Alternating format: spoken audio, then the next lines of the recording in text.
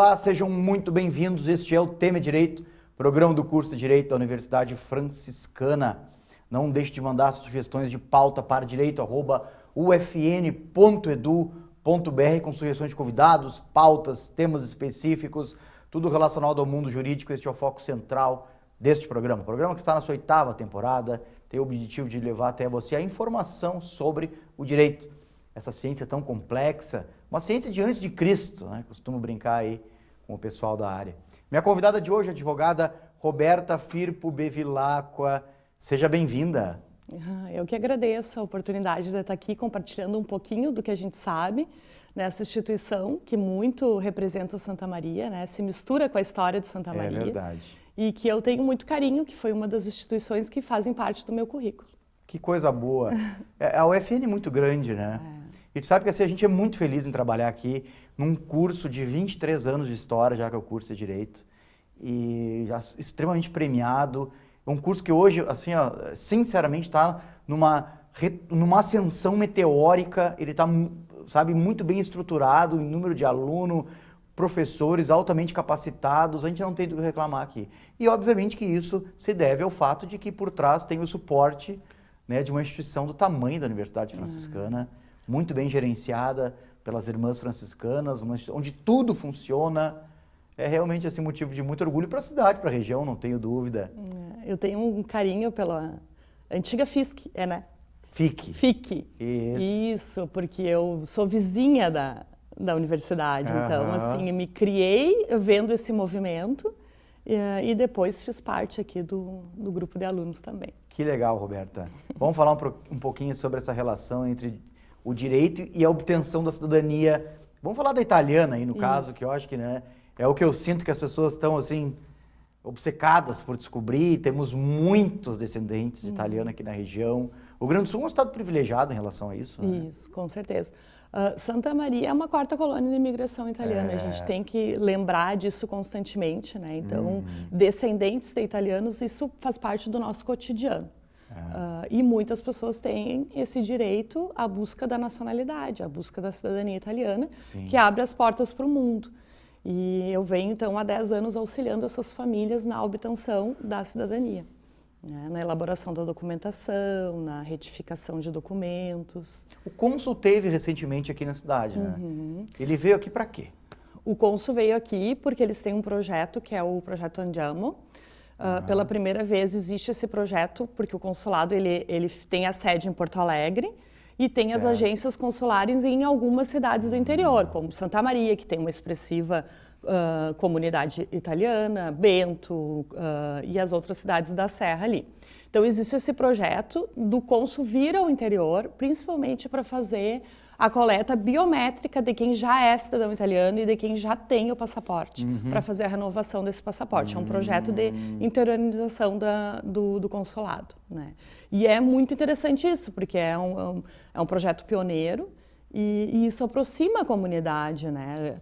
Nós tivemos, parece que 100 e poucos passaportes emitidos aqui na vinda do cônsul nesse projeto. Então são pessoas que teriam que ter ido a Porto Alegre, principalmente pessoas da idade.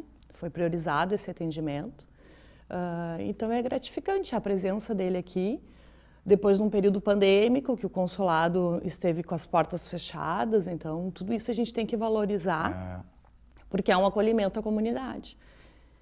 Preciso te perguntar, assim, algo que vai remontar a estaca zero, né? Suponhamos que quem está nos ouvindo aqui acredita que tem uma descendência italiana, né? Certo. A pessoa só tem a carteira de identidade dela e o passaporte brasileiro. Ela vai te procurar lá nessa situação? Ela me procura nessa situação e eu oriento a gente primeiro fazer uma pesquisa genealógica, né? Começar a montar essa árvore dessa família. Certo. E eu sempre oriento a gente começa a montar essa ordem do requerente, que é a pessoa que está me buscando hoje, e faz o caminho inverso até o imigrante. Então a gente pega a certidão dessa pessoa, busca o nome dos pais, dos avós, depois os avós, os bisavós. Normalmente aqui na nossa região, ou é os bisavós que vieram, que foram os imigrantes, ou tataravós. Né?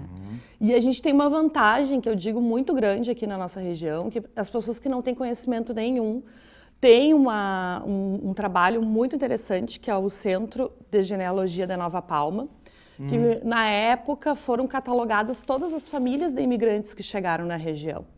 Então eles têm um acervo muito bom, que também é uma fonte de pesquisa. Sim. Sites, e aí assim, é uma pesquisa trabalhosa, detalhada. A gente precisa se apegar muito a detalhes para não confundir, às vezes, nomes. Sim. Porque é muito comum ter essa repetição, né? E não é, então cuidar sempre o nome do imigrante, o nome dos pais e as datas se fecham. Mas assim, é possível, é uma pesquisa que leva um tempo, mas ela é possível, é viável.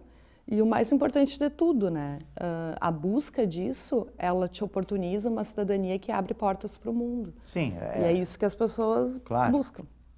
As pessoas podem estar se perguntando, mas por que eu vou querer isso, né? Bom... Infinitas possibilidades, né? O cidadão italiano, ele tem acesso livre aos Estados Unidos e Canadá, não precisa do visto, é uma mera autorização, então isso facilita. Estudar na Europa, em qualquer país, não precisa ser só na Itália. E até viagem, né? Viagens, isso facilita trabalho, muito. né? Hoje em dia, eu tenho clientes que trabalham em multinacionais e buscaram a cidadania para ter essa facilidade de contratação por multinacional. Então... Sabe que eu sempre falo nas minhas aulas, assim, que o que é o estrangeiro, né, dentro de um outro país, ele com toda a globalização e as interligações entre os Estados-nação, o estrangeiro continua sendo, por vezes, uma pessoa não desejada dentro daquele país, né? E sem direito praticamente algum, o que é lamentável no século nós sabemos 21. Dessas ondas nacionalistas, né? Que infelizmente existem no mundo inteiro, mas ao mesmo tempo eu vejo que também existe um movimento desses países, principalmente da União Europeia, de abrir as portas porque eles têm uma carência de mão de obra. Sem sombra de dúvida. E isso é péssimo para a economia, a gente tem que pensar. Né? E hoje, por exemplo, a gente ouvi uma notícia uns 15 dias atrás, que a Alemanha estaria facilitando os processos de cidadania para a busca de mão de obra qualificada. Né? Então, assim, não é mais aquela mão de obra lá no terceiro... Escravizada. Então, tem que cuidar isso, né? Tem que cuidar para a gente não ser explorado, Exatamente. Eu sempre digo, né? Sabe que aqui em Santa Maria tem um projeto que é o Migride, não sei se você já ouviu falar. Já ouvi falar. Lá da Universidade Federal de Santa Maria, que é um projeto maravilhoso, assim, em relação ao imigrante, aliás. Vamos falar aqui para os migrantes que estão na região, procurem o Migride, porque você vai ser muito bem acolhido lá. Isso. Eu ouvi falar desse projeto, assim, e muito me orgulhou, né? Porque eu, como de Santa Maria, assim, me orgulha esses movimentos. Sim, a migração é um fenômeno internacional e global e seríssimo sob o ponto de vista dos direitos humanos. Então, e a gente tem o dever de fazer esse acolhimento. E eu sempre digo que nós, enquanto descendentes de italianos, na sua maioria, mas também descendentes de alemão, portugueses, espanhóis aqui na região, a gente não pode esquecer que um dia a gente também precisou desse acolhimento. Exatamente. Exatamente. Que as pessoas esquecem um pouco o passado. Renunciam à história, né? E o quanto isso é importante, a gente lembrar a nossa origem e que os nossos antepassados também precisaram de acolhimento e de apoio. O que vai ser necessário encontrar nessa árvore genealógica, além dos nomes? Você vai precisar da documentação, da certidão de nascimento, do casamento dessas pessoas? De todos eles? De todos. O que a gente faz? A gente precisa fazer a busca primeiro da certidão italiana, porque esse é o documento base da documentação. Então, eu tenho que fazer a busca da certidão italiana. Para isso, eu preciso dos dados do teu imigrante. Sim. Como é que é o nome dele, o nome dos pais e a data de nascimento lá. Certo. Então, com base nessa busca, eu começo a fazer a busca das certidões brasileiras. Normalmente, eles casaram já no Brasil, então a certidão de casamento é brasileira e o óbito é brasileiro. E assim na sequência, nascimento, casamento e óbito, se houver. Mas e se faltar uma certidão no meio dessa trajetória aí? Se faltar uma, ou se uma das certidões elas tiverem erros grosseiros, a gente tem a ação judicial de suprimento e retificação de registro civil. Porque assim, deve ter acontecido lá, cartório que incendiou, né? E se perdeu tudo. É bem comum. Então, a gente tenta suprir essa carência desse documento judicialmente. O juiz expede que seja, só que eu preciso de indícios, né? Eu tenho que ter outras provas daquela pessoa existiu, aquela pessoa morou em tal região. Fotografia, carta. Referências. Então, claro que pela própria ordem das certidões a gente já consegue ter grandes indícios de que a pessoa morou em tal região, porque os filhos nasceram naquela região. Sim. Né? Então, tudo isso são indícios para que o juiz se convença da emissão dessa nova certidão com data anterior. Para aquele que vai começar essa investigação do zero, quanto que ele vai gastar para obter, assim, aproximadamente? Tu pode até, se tu quiser, não incluir os teus honorários aí nisso. Isso. Né? Quanto que, da parte assim, burocrática, a pessoa gastaria quanto para obter? Essa pergunta é uma pergunta que eu respondo todos os dias. Sim, né? Porque eu sei que a questão econômica é o que viabiliza, às vezes, ou inviabiliza os nossos projetos. Mas, assim, eu só consigo chegar a um valor bem próximo da realidade quando eu tiver o número de gerações e quando eu souber se precisa de retificações e suprimentos. Tá? Para vocês terem uma ideia, toda essa documentação ela passa por tradutor juramentado e por apostilamento. E o valor de uma tradução juramentada ela é por número de caracteres do documento. Antigamente era por número de página. Então, assim, hoje não. Então, se eu tenho um documento de uma folha e meia ou duas, muda consideravelmente o meu valor. Né? Eu digo o meu valor da pessoa que vai investir nesse projeto. Mas é viável, é possível, né? Porque a gente vai fazendo os pagamentos ao longo da elaboração do documento. Vai pagando por taxas. Por partes, à medida que as coisas vão andando. Então, eu costumo dizer que é um projeto viável, não é impossível, não é inacessível. Mas assim, claro, eu vou insistir nisso porque eu fui assim, inclusive, os alunos pergunta para ela sobre o custo. E eu quero... Quem mais gastou quanto, por exemplo? 20 mil, 30? Nós temos orçamentos, assim, eu vou te dizer, quando eu passo um orçamento, né, e eu digo que quem menos ganha sou eu, né, não é a assessoria em si. Então, assim, se nós partirmos de expedição de certidões, tradução e apostilamento, um grupo de 4, 5 gerações, tu vai gastar em torno de R$7 mil. Mas não é Não é inacessível. Não. Soma-se a isso se precisar de suprir ou retificar algum documento. Aí nós temos uma ação judicial de retificação. Então, por isso que é muito difícil eu dar um valor. Claro. Né? Sem antes saber. Até porque é um trabalho interdisciplinar, eu trabalho junto com uma tradutora. E para aqueles que não querem ficar na fila consular, a gente faz um processo judicial na Itália. Então, eu ainda tenho um advogado italiano, um parceiro, para tentar fugir da fila consular. Sim. Que coisa interessante, né? Que área, né, difícil assim, a gente encontrar alguém que trabalhe com isso. Embora a gente tenha uma comunidade expressiva aqui em Santa Maria. Exatamente.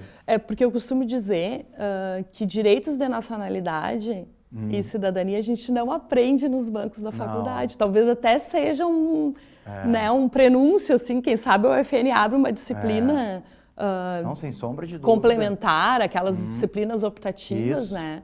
Porque eu não aprendi isso na faculdade. Eu aprendi estudando, indo atrás, pesquisando. O direito tem essas... Por vezes isso acontece, né? Essas áreas muito detalhadas, assim, e detalhistas, que necessitam, né? A pessoa vai investigando aquilo por conta e daqui a um pouco... É um nicho que se abre, né? Exatamente.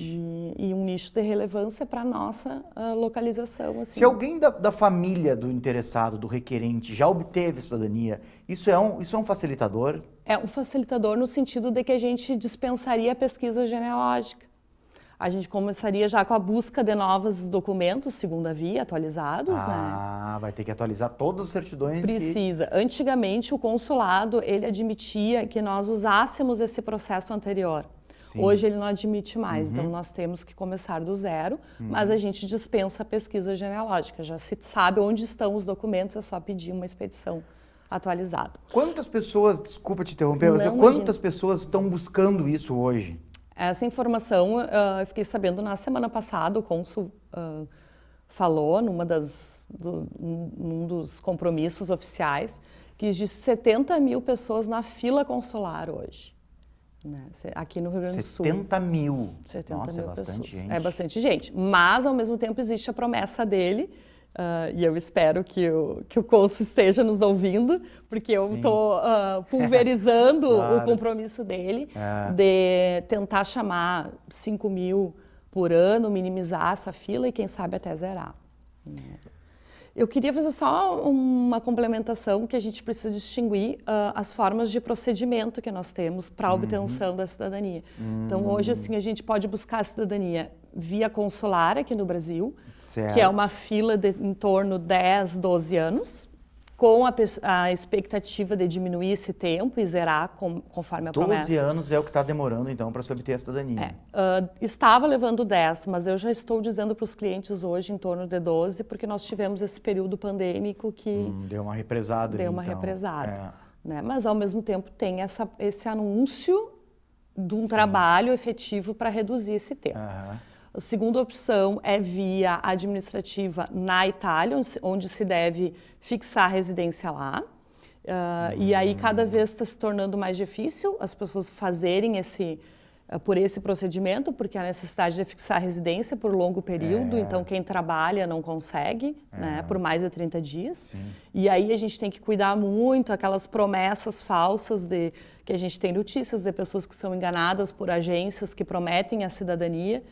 Então eu gosto de fazer esse alerta e faço muito para os clientes de buscarem assessorias na Itália que tenha referência, que sejam de confiança. E hoje a terceira opção mais utilizada é a via judicial na Itália, porque a gente tem, na verdade, um descumprimento de prazo por parte do consulado. Sim. Né? Então, com base nessa questão do descumprimento do prazo, a gente tenta via judicial na Itália e consegue uma sentença em média 2 anos. Então, claro que o investimento é maior, porque daí envolve um processo judicial lá, mas é um caminho para aqueles que têm urgência.